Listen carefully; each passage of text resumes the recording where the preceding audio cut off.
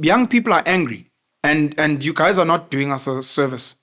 Now, how he'd go about that is now where maybe we can then argue. Was he trying to build relationships with the white monopoly capital players that he was White monopoly attacking? capital doesn't exist. That was a term created by gangsters.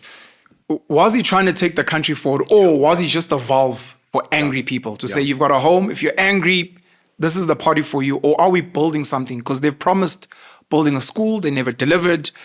They don't seem to be making any headway in unemployment, of which there are so many easy solutions. You start an EFF fund, and in that fund, you start investing in industry, and you say, these are the kids we've given jobs to. I mean, Gayton would do that when he was in the Karoo, to say, these are the small businesses.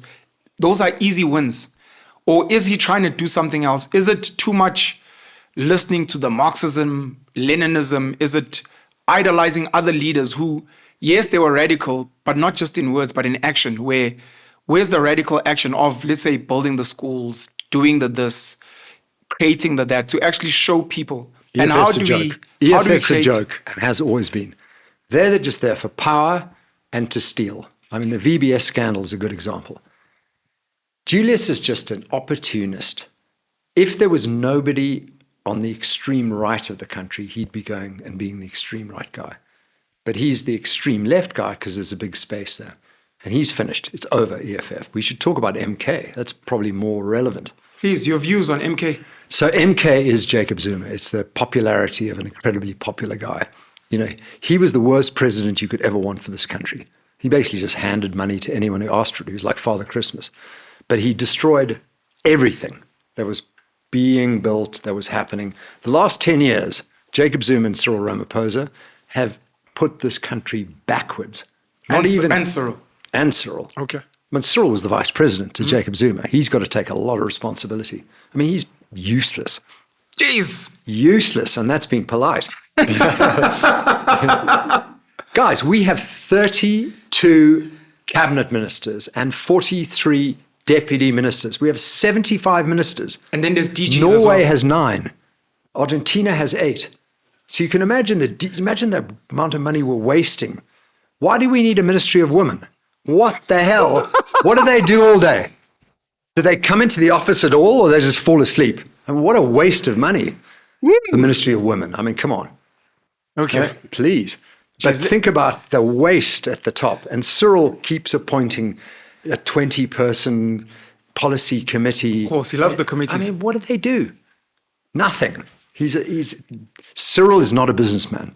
He wouldn't even know the difference between an income statement and a balance sheet. Jeez. The guy is useless. Okay. But, let me give a but. Okay. GNU. Should we talk GNU? No, not yet. MK. We'll get to the GNU. I'm going to defend Jacob Zuma. It's going to be hard. You can't do it on facts. It'll have to be on feelings. I had a debate yesterday with a close mate of mine, Dankiso Makwela, young black guy, very passionate, very patriotic. He went to work in Australia at some point. He's come back. I think he's working in Cape Town currently.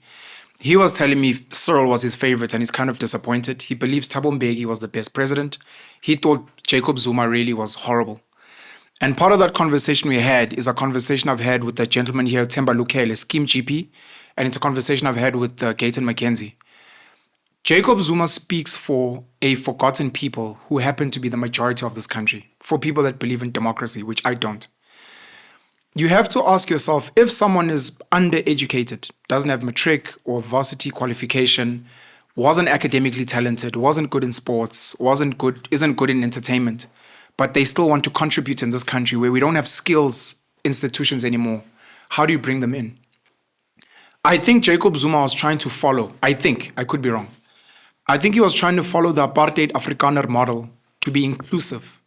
The problem, sadly, is you're including people that are undereducated, are not skilled, are incompetent, lazy, corrupt. He might be one of them himself, by the way.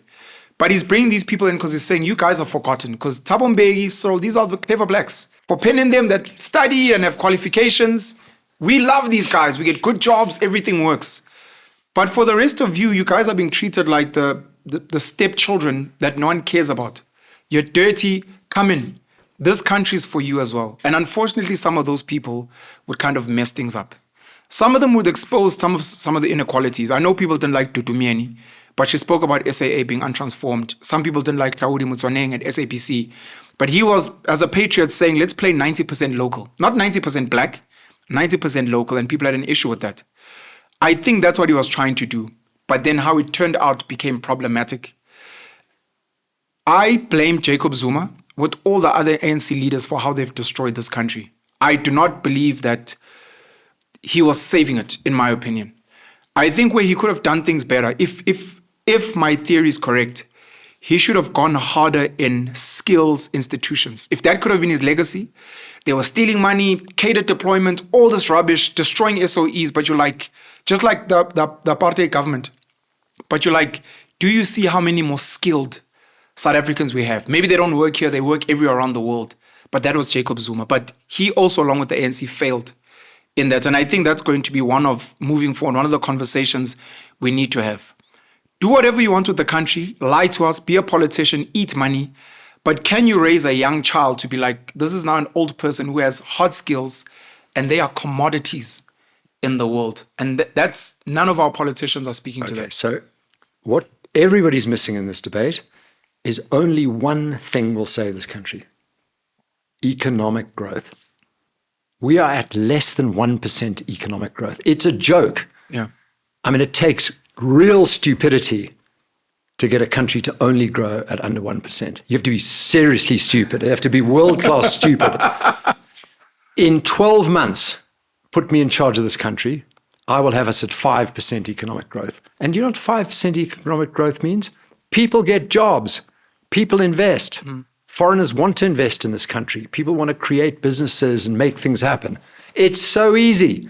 I can do it in 12 months. But you've got to be seriously stupid to be tracking at less than 1%. And the seriously stupid is Jacob Zuma and Cyril Ramaphosa.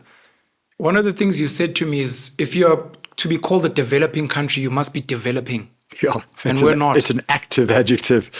And we're not. We're regressing. We're underdeveloped. We're going backwards. Every state-owned enterprise is dead. And people seem not to want to privatize or sell off state-owned enterprises. But have a look at South African Airways. Who was the dreadful school teacher who was made head of Dudu? Dudu, another Dudu. Dudu Mayeni. If you Dudu, that's not a positive, it seems. Dudu Mayeni. How the hell did Jacob Zuma think she could transform South African Airways by being head? All she was there to do was to listen to the Guptas about how they could steal. Jacob was handing out gifts. Where is South African Airways today? Gone. Gone. But what has happened? It's been privatization by default. FlySafair, Airlink have stepped into the gap, and everyone's flying around happily. We don't need a state-owned enterprise in aviation or anything else. And a state-owned enterprise under the ANC has been employment agency and not a business. And eventually they go bankrupt. And that bankruptcy has happened in every single state-owned enterprise. So you might as well privatize them anyway.